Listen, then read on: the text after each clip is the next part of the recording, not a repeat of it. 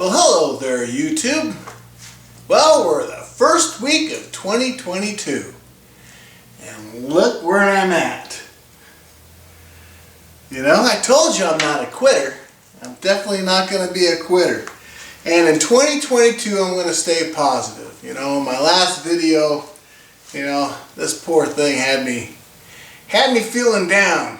But I said I wasn't going to quit, and I'm not going to quit, and I figured some things out, and I just used the old noggin and figured out how I'm going to go about the process, and well, I've got it all the way torn down, all the way to this thing. So this is what I've been doing. I'm not done yet. This is 2022, and I thought, you know, it's going to be a great year of new experiences, and I think it was the second day, I can't remember exactly, but a couple of days back, here, I woke up in the morning and I put on my pants. I'm ready to go out to the garage here and work on this, and I had a little pain in my left knee. Felt like somebody just like pulled a hair, or you know, I just thought it was like a, you know, us old people, you can get some nervous things, who knows.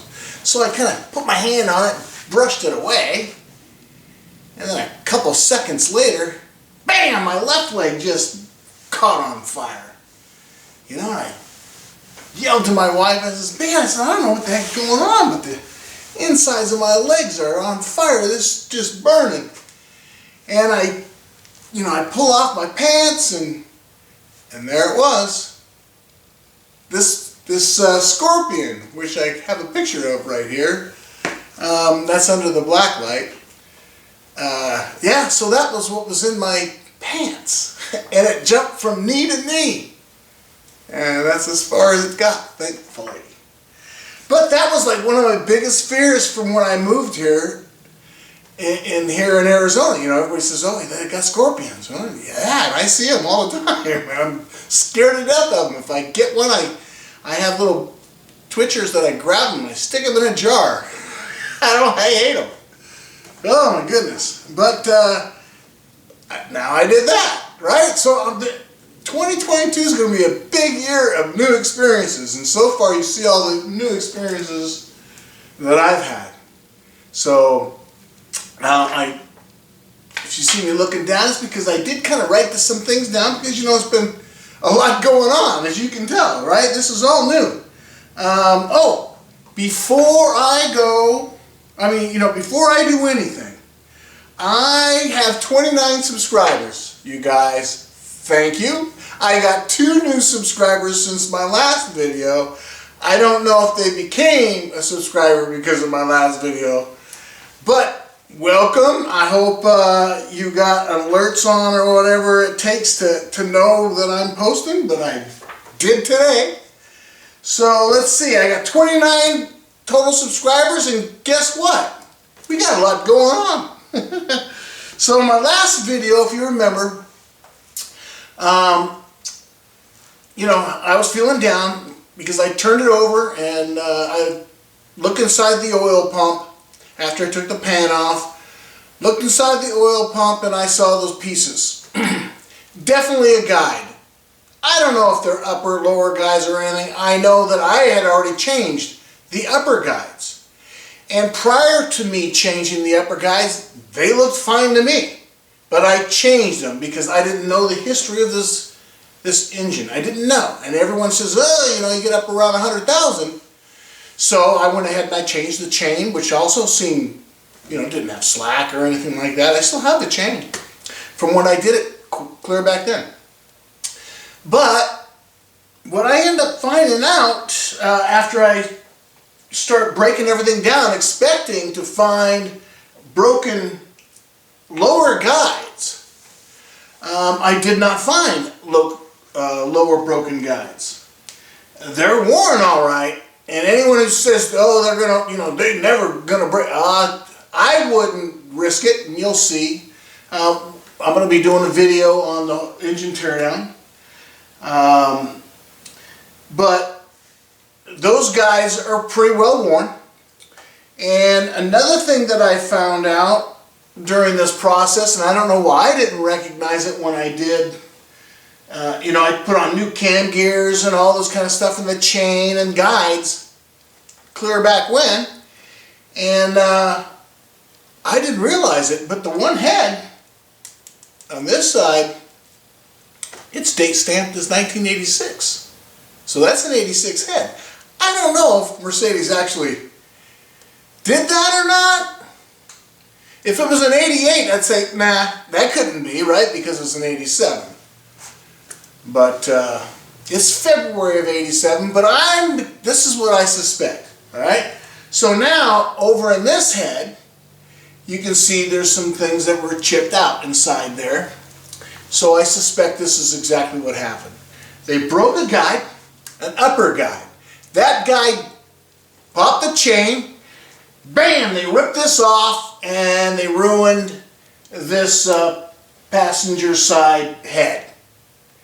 They went to a junkyard, did that. Now I'll tell you, it looks like both of these probably have gone through a valve job, so they look really good. But we'll get into that later.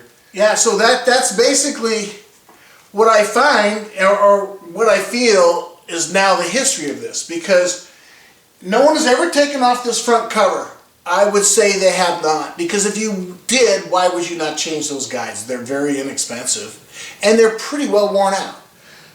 The same thing with the oil pump. This is the reason why. They broke the upper one, and then it broke, and it went down into the pan. They never failed, they never decided to fetch it. I didn't know it was broken previously, so how would I know? Right? So that's what got us here, is I finally removed the pan and looked in there and saw that, yes, there's pieces in there.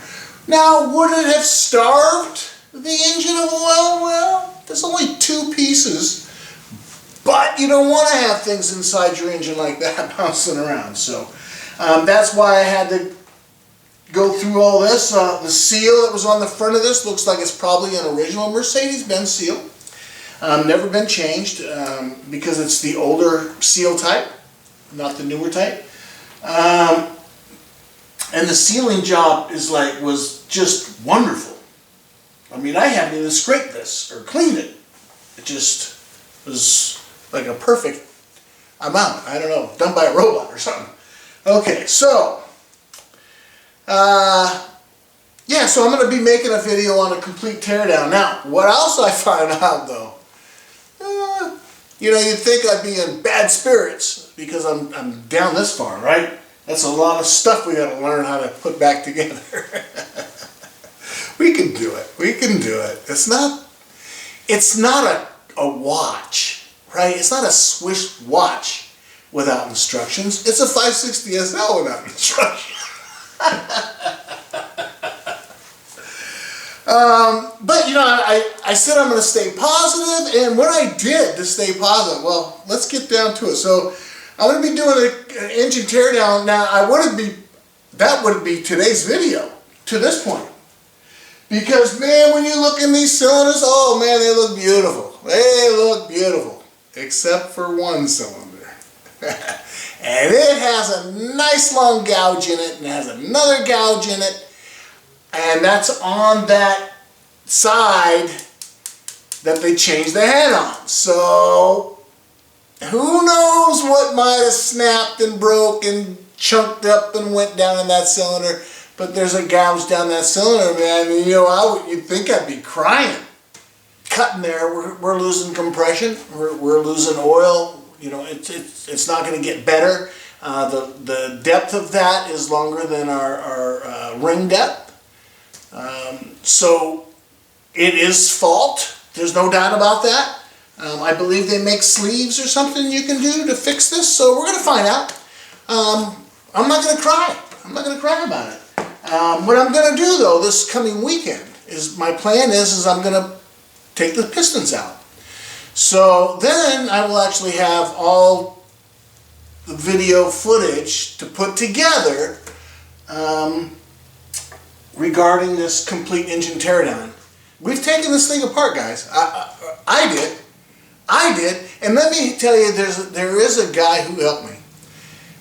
It's your friendly neighborhood technician, and I'm going to put a link in my description to his channel, and he did an M119 rebuild, engine change out and all kinds of stuff. And there are some similarities, you know, Mercedes, right? I mean, his heads and stuff are quite a bit different, but this kind of stuff is very similar. And, you know, I watched his kind of stuff to kind of familiarize myself.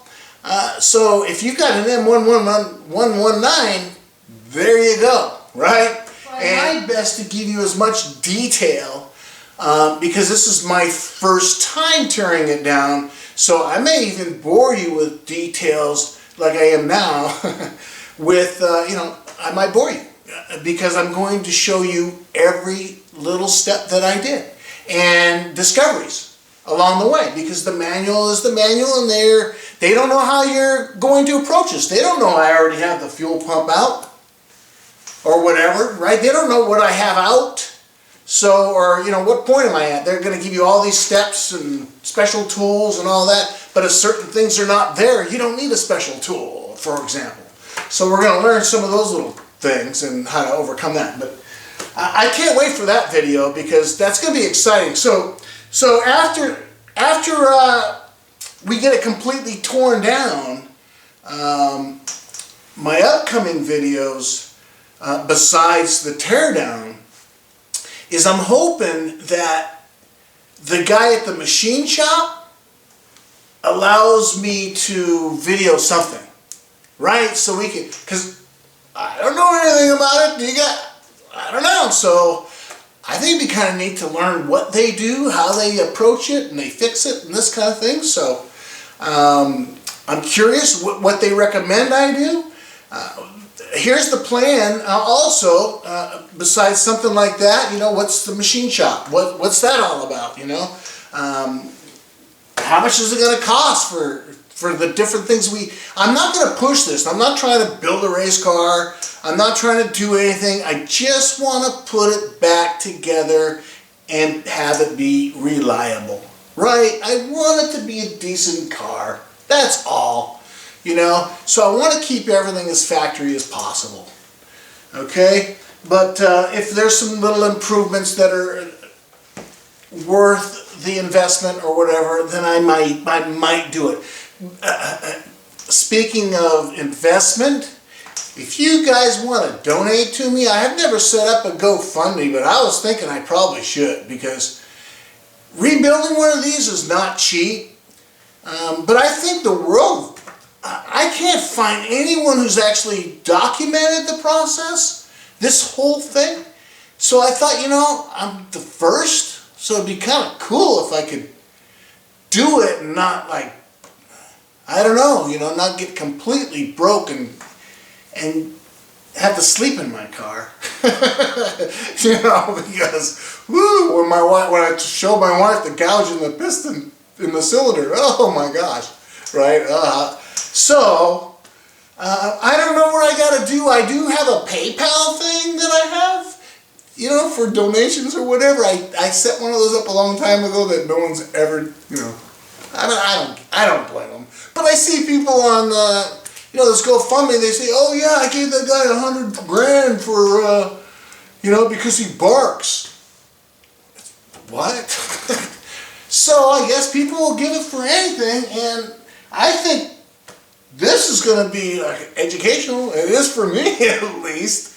And it would be nice if I could get some parts that are cheaper, you know, manufacturers out there that, well, if you're not Mercedes, I'm probably not going to put it in there. Unless I have to. Alright, let me get back to what I really got to do. So, when it does go to the machine shop, 10 to 1 there's going to be some downtime. Okay? There's a couple of things I want to do. I was thinking, since it appears that the heads have been done before, I'm thinking I just want to pull them out, change seals. You know, I have the tool to take it all apart, so we can take the rockers out or whatever they call them. I don't know what they call all that stuff. But we can take all that stuff apart and inspect it. You guys can see it. I'm going to make probably some kind of a jig that will hold the heads, because when I took them off, I left the cams on top. I didn't go through it all, you know, and take them off first. So we're going to do that on the bench, basically. So I want to make a little jig of some sort of wooden thing where I can put it in there and get a hold of it. So that's one thing I want to do, and unless I find out something or the machine shop says something, I know that you're not really supposed to be resurfacing things. So we're going to be very particular about that, okay? So the heads in the manual says they can be slightly warped. So that's what it actually says in the manual. So we're going to make sure the machine shop is well aware of how these things go together. And I also heard there's something special I might want to think about doing when it comes to the heads. And they need some special plate or something the machinist needs. I heard it in one of the Benz forums, so I'm going to touch base with that guy and find out about that. And in the meantime, also, I'm going to be working on the wiring harness. So how long, that's going to take is who knows. But between all that, we've got a lot of content coming. So don't give up on me, and if you've got a couple extra bucks in your pocket, or you can hook me up with some, some stuff. I even have some stuff that I'm not going to use. Maybe we can work something out. But somehow we can do something. I think it's going to be a fun year. I'm just going to try to do my best to stay positive. I'm down to this point, and I'm feeling pretty good. So, before I say goodbye in this video, and I wanted to touch base because a buddy of mine, he made a comment to me, and he says, "Hey, Tony, every time you add a new progress post, I imagine the pile of parts getting bigger and bigger." So I thought right here at the end of the video, I'll just kind of show you my shop right here. And maybe go big screen and kind of show you. So that's the top of my so-called workbench, just a piece of plywood, and then these, these things here. Gives you a lot of workspace, right? And I just lay my tools all out. I'm pretty organized, I think. But I lay my tools all out. This is the last thing I pulled off, the seal and the front timing cover. These are my special tools and things like that. It's for putting on the seals. This is my new parts cleaner. That's the old rear cover. I'm just looking at it, so we're not using that. We have a new one. But that's what's on top, my torque wrenches and all that kind of stuff. That's my little portable thing I bring around with me. I have a actual, like a mechanic's roller, but I don't ever use it. I don't know why. I should. Now this is under the table. So under the table, that's some of the stuff I pulled out to begin with, and extra wrenches there that I need. And then in the center here, that's all parts. All parts. Okay, then that's just my little impacts. There's the valve covers, that's the exhaust manifolds, and the harmonic balancers back there as well. Not sure if I can see it or not, but that's down there. And then on this side of my vehicle, you're going to see how I do things. You see all these boxes? Those boxes actually have the bolts, and you see that tells you right there, that's the top, front cover, timing chain, oil, whatever. Oh, the oil chain, so it's the oil pump chain. So, and the other one's for the intake manifold, and from here I can't tell what that other one is, but that looks like from there, I don't know what it is. But then we have our oil pump, which I haven't put in anything yet, and underneath that is a head. Well, there's all your head bolts. And they are also in a box and all labeled so they all can go in the same place. I probably will be replacing those though. And then the box in front of it's also parts related to this. And then this is the other side, right? And then you've got your intake. So that's what's on this side. Now let's go see what's on the other side. Oh, geez, there's where the oil pan ended up. Okay, there's the battery. There's the new fluids we'll be using when we do use them. There's some, your lines for your transmission, and I already bought a new one of these already, so that's all. I have new stuff for that. We've got our pumps and all those things, starter, and our idler pulley, and then a couple of those things that came out of the car for when we removed the engine. So there's those bolts and stuff. You can see how I am. I mean, that's the best way to do it. There's your water pump. To me, that's the best way to keep track of your bolts. And then inside those boxes will be miscellaneous things, maybe in bags that say something. But, it's all going to be covered in my engine teardown on how I do it, or how I did it. It's my first time. How do I know how I do it? I don't know how I do it. I know how I did it. Well, until the next video, I'll be seeing you guys.